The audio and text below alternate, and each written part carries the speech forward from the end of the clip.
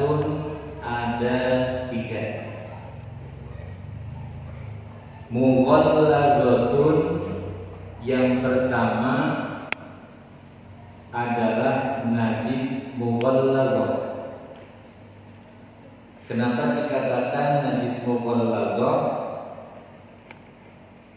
Ay musyaddadun fi hukmiha, karena dikatakan najis mughallazah ini musyaddad, berat, fi hukmiha, pada hukum najis mughallazah ini, wa ghasliha, dan cara menghilangkannya. Jadi memang agak sedikit ribet kata kita. Maka dikenalnya dia sebagai najis yang paling tinggi, yang paling berat, musyaddad fi hukmiha wa ghasliha. Wa mukhaffafatun, dan pembagian najis yang kedua ini mukhaffafah. Dari kata khaffafah itu ringan, takhfif. Najisnya ringan, aibihmiha wa ghasliha. Nanti dia memang cara pencuciannya ini paling gampang. Wa mutawassitun, dan pembagian najis ini yang ketiga adalah najis mutawassithah, bainal mughallazati wal mukhaffafati. Dia ini kedudukan mutawassithah di antara najis mughallazah dan najis mukhaffafah. Para jamaah sekalian, sebelum saya lanjut kepada pembahasan najis lebih jauh, ini kita perlu mengetahui kenapa sih najis ini dimasukkan dalam pembahasan fikih. Dianggap perlu dan harus kita tahu, harus kita pelajari. Pada asalnya bahwa segala sesuatu dalam bentuk ibadah mengharuskan syarat sahnya itu, syarat sahnya ibadah harus suci daripada najis. Baik pakaian kita fisaubi, kemudian fil badani, badan kita, di jasad kita, wal makani, dan tempatnya. Jadi kita memang harus mengetahui, karena ini penting tentang keabsahan pada pelaksanaan ibadah. Terlebih lagi ibadah yang kita lakukan terkait masalah najis adalah ibadah yang sifatnya mahdhah. Mahdhah itu artinya ibadah yang memang murni. Kaifiyat rukun syaratnya memang sudah ditetapkan oleh ajaran agama. Berbeda halnya dengan ibadah ghair mahdhah. Nah, karena ini merupakan ibadah. Jadi yang namanya ibadah ismun jami'un likulli ma yuhibbuhu wa yardahu minal aqwali wal af'ali al-batinah waz-zahir. Yang namanya ibadah itu kullus min jami'un, setiap sebutan yang memang mencakup likulli ma yuhibbuhu, yang memang Allah cintai, wa yardah, dan Allah ridha. Ini secara umum ibadah. Minal aqwal, ucapan kita, minal af'al, perbuatan kita, baik yang sifatnya batinah, yang batin yang berada dalam hati, maupun juga yang sifatnya zahir, amal ibadah-ibadah zahir. Nah, ibadah baik yang sifatnya batinah, zahir ini dikemas oleh agama yang dibentuk dengan amal ibadah mahdhah. Salat, haji, ini kan memang ibadah mahdhah, diatur oleh agama caranya, bagaimana kaidahnya. Berbeda dengan ibadah yang sifatnya ghair mahdhah, umum. Yang penting dia berbuat kebaikan ma yuhibbuhu, yang Allah cintai, segala bentuk amal ibadah. Termasuk wa yardah, Allah ridha. Dan juga yang terpenting tidak bertentangan dengan ajaran agama. Berbuat baik kepada orang, berbuat kepada tetangga, segala macam, ini ibadah yang dikatakan ghair mahdhah. Karena memang dalam diri kita berpotensi untuk bisa melakukan amal kebaikan, bisa juga berpotensi bisa melakukan amal keburukan. Maka disinilah perlu kita mengkaji, termasuk kaitannya dengan masalah-masalah yang sifatnya zahir dulu. Nanti dalam tasawuf itu yang akan didalami bukan hanya pada masalah yang zahir. Justru ibadah zahir ini adalah sebagai dasar. Tetap nanti muaranya ibadah itu pada hati. Sholat kita ini bisa sah, diterima secara zahir, diterima kalau memang memenuhi syarat dan tapi nanti lebih jauh lagi, secara batin akan ditilik lagi bagaimana kondisi hati kita. Nah ini makanya termasuk kalau kita belajar fikih ini adalah kulitnya. Dan memang ini harus, tapi nanti ke dalamnya bagaimana kekhusyuan kita, kebersihan hati kita, ini yang terpenting nanti semuanya bermuara pada kita beribadah kepada Allah, beriman kepada Allah, nggak beribadah, artinya nggak melaksanakan amal-amal soleh ini sampai itu percuma. Makanya di sini perlu saya sampaikan bahwa ibadah yang sifatnya makhluk perlu ada aturan-aturan, salah satunya keabsahan itu harus suci daripada najis, pakaian, badan, juga tempat ibadah. Nah, para jamaah sekalian, kita nanti akan mengenal yang namanya najis dan bukan najis. Kalau najis adalah zatul ainun najasah, bentuk najisnya. Najisnya itu zatnya. Ini tidak bisa hilang. Najis ini tidak bisa hilang. Yang bisa hilang najis itu yang kemarin kita sudah pelajari. Yang pertama adalah bangkai. Bangkai itu tidak bisa hilang kecuali ketika idza dubiro, ketika disamar. Yang kedua, arak, ketika memang dia bisa menjadi cuka. Bitaqoil nafsiha, dengan sebab berubah dengan sendirinya tanpa adanya campur tangan alam, campur tangan manusia. Satu lagi, idza sara hayawanan yang kita pelajari, artinya sesuatu bangkai kemudian dia tumbuh menjadi binatang yang kita bilang adud, belatung misalnya.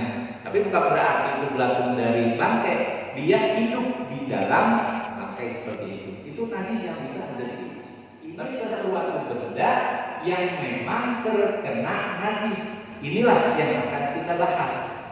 Dia misalnya kata-kata terkena najis. Dan salah satu ajaran agama mengingatkan kepada kita, diperintahkan kita untuk mencuci, membasuh ini karena ada 3 faktor, 3 alasan. Apa alasannya? Kita harus membersihkan badan kita atau tempat-tempat ibadah kita. Cuma ada 3 alasannya. Yang pertama itu adalah dikatakan karena mengangkat hadas.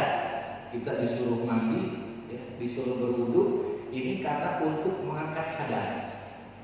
Ya, kita punya hadas kecil, kita angkat hadasnya dengan apa? Berwudu. Punya hadas besar dulu dengan mandi janabah. Yang kedua alasannya adalah karena memang memuliakan. Contohnya kalau kita meninggal, ini termasuk yang wajib dimandikan. Bukan diangkat hadasnya, tapi untuk menghormati karena Allah nyatakan walaqad karramna bani Adam. Manusia ini makhluk yang mulia. Sekalipun dia meninggal dikatakan bangkai, tapi tetap dimuliakan. Landasan kedua, serta yang ketiga, kita disuruh diperintahkan untuk mencuci atau mandi dalam rangka adalah izalatun najasati, dalam rangka menghilangkan najis. Baik para jamaah sekalian, najis yang dibagi menjadi 3 kelompok ini, yang pertama mughallazah, najis yang dikatakan berat. Yang kedua mukhaffafah, najis ringan, serta mutawassithah, ini najis yang pertengahan. Kenapa mutawassithah ini peletakannya di akhir? Karena begitu banyaknya jenis-jenis najis yang tergolong mutawassithah. Kalau najis mughallazah itu enggak banyak, apalagi najis mukhaffafah yang ringan. Kita lanjutkan. Al-mughallazatu, bermula yang namanya najis mughallazah, najis berat itu najasatul kalbi, adalah najis anjing. Walau mu'allaman, kalau dalam syarahnya di sini, meskipun anjing itu yang memang dilatih atau juga sebagai penjaga rumah, tetap dikatakan dia itu najis. Wal khinziri, yang kedua adalah najis babi. Nah, najis anjing dan najis babi ini dikatakan najis yang berat. Berat karena hukumnya, yang kedua karena dalam proses penyuciannya, menghilangkan najis kedua ini termasuk yang agak sulit, agak ribet, maka dikatakan najisnya termasuk najis yang berat. Yang ketiga, waqa'u ahadihima, dan keturunan dari salah satu keduanya. Maksudnya sekiranya misalnya babi kawin dengan kambing, ini termasuk anaknya, anak perkawinan dari anak babi dengan kambing itu termasuk hewan yang dikatakan turunannya, termasuk najis. Artinya najis ini bukan hanya sekedar dagingnya saja, tapi seluruhnya, termasuk air liurnya, kotorannya, termasuk juga bulu-bulunya. Manakala salah satu dari babi, anjing atau berinteraksi dengan kita, ada salah satunya yang basah. Misal tangan kita basah nih, ada pegang bulu, kena bulu anjing, itu termasuk tergolong najisnya najis mughallazah. Termasuk juga dari keturunan-keturunannya.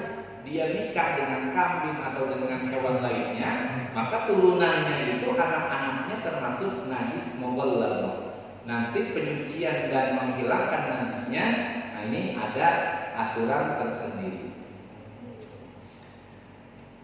Kemudian wal mukhaffafatu, najis yang dikatakan ringan, yang kedua adalah baulus sobiyi, air kencingnya bayi laki-laki. Dunas sobiyati, bukan bayi perempuan. Wal unsa, juga bukan bayi yang punya alat kelamin dua, unsa namanya. Alladzi lam yat'am, yang memang belum makan apa-apa tuh.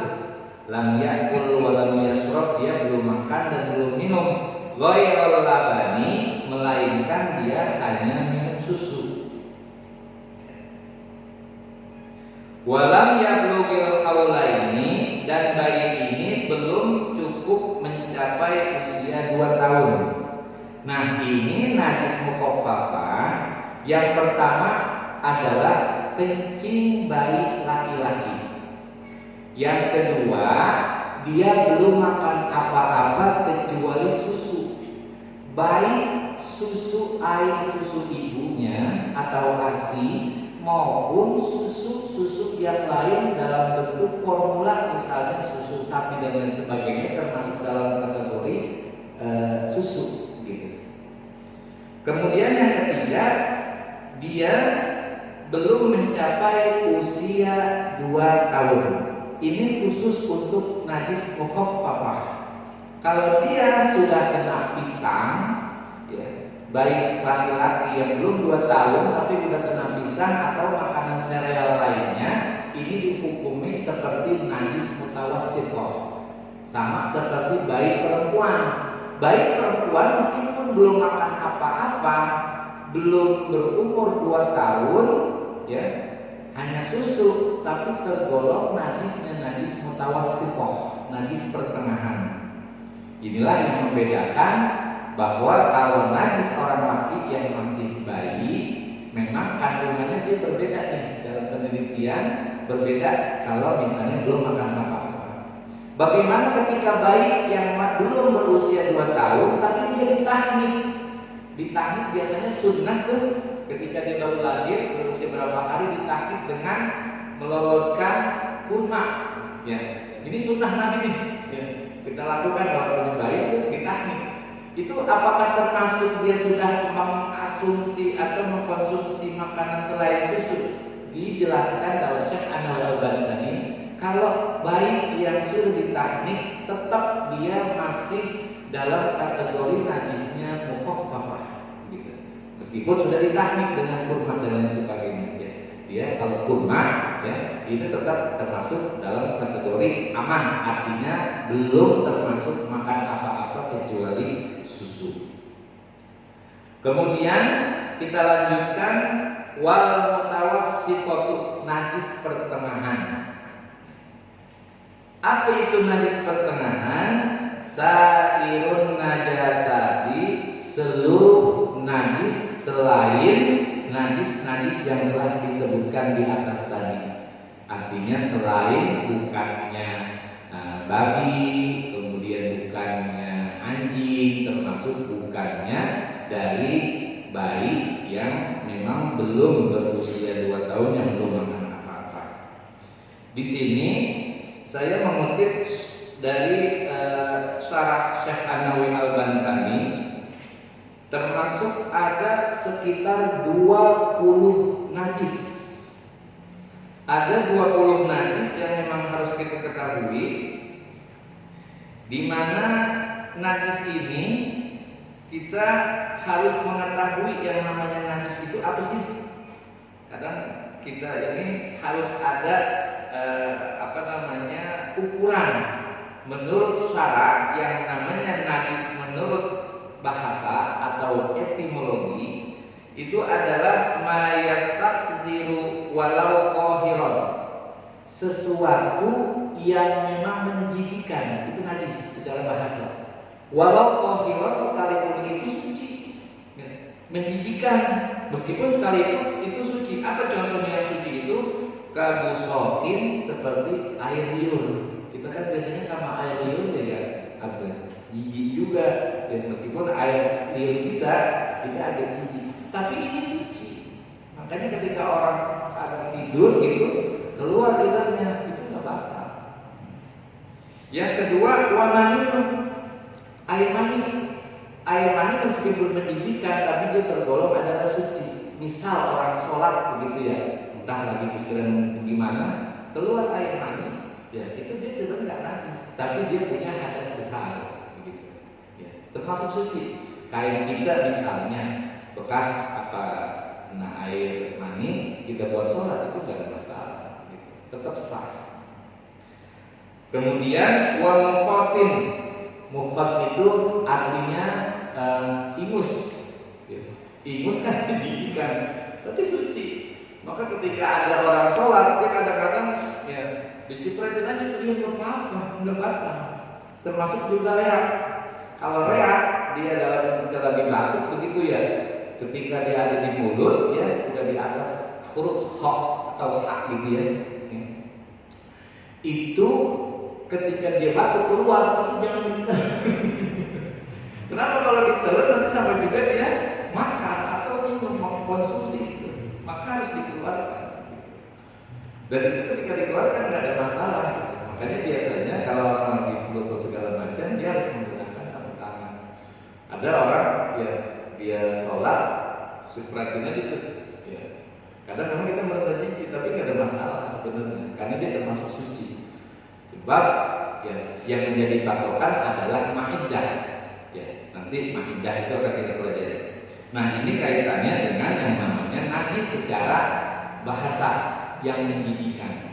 Tapi yang namanya secara istilah, secara terminologi syar'i, yang namanya najis itu adalah mustaqdirun, sesuatu yang menjijikkan, yang mau sih atas sholat. Ini yang penting. Menjijikkan dan dia dapat menghalangi tentang keabsahan sholat, beribadah-ibadah lain. Jadi ketika dia menjijikkan dan dapat menghalangi keabsahan sholat, maka itulah yang dinamakan najis. Wa yahrumu aklu dzalika, dan haram nih, ya, diharamkan kita artinya menelan daripada najis. Misalnya ada darah di gigi gitu ya, itu haram tuh, nggak boleh ditelan. Ya. Nanti ada cara-caranya. Ba'da ayakhruja min ma'iddatihi, setelah keluar dari perut. Jadi misalnya begini, kalau kita muntah, ya termasuk muntah ini nanti akan dipelajari, dia itu masih berada dalam mulut kita.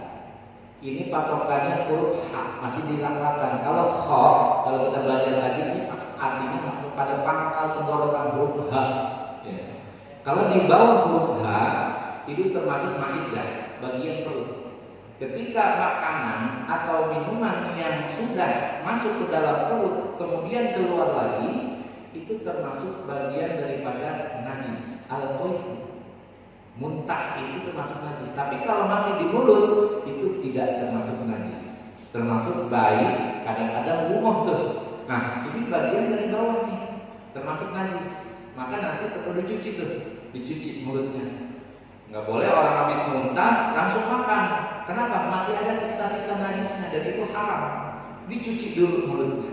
Termasuk juga nanti bagaimana dengan kondisi yang memang ada kaitannya termasuk najis mughalladhah, dia misalnya kena mulutnya itu bagaimana, termasuk masalah lidah, ya wadah yang terkena najis mughalladhah, najis mutawassithah.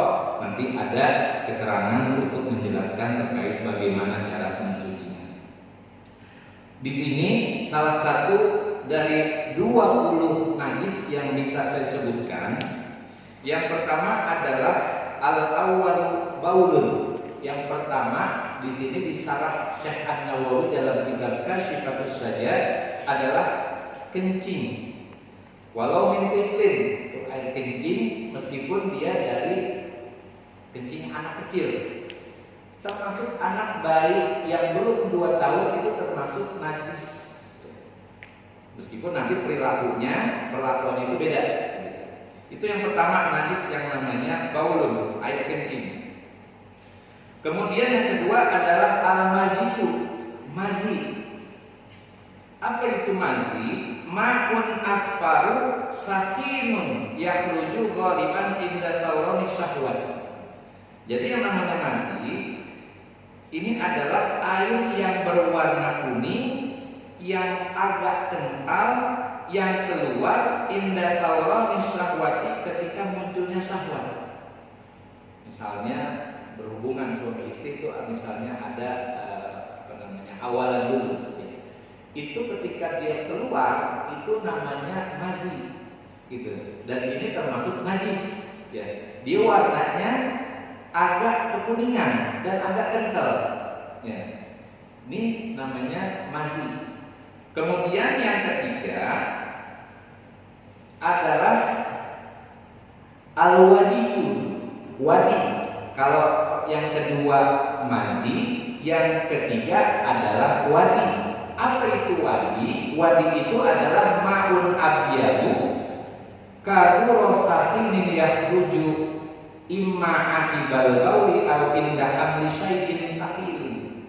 Jadi kalau mazi dia akibat pengaruh ada syahwat yang timbul, tapi dia dilalazatin. Kalau mazi itu dia keluarnya tanpa ada rasa nikmat. Berbeda ketika keluarnya air mani itu ada rasa nikmat.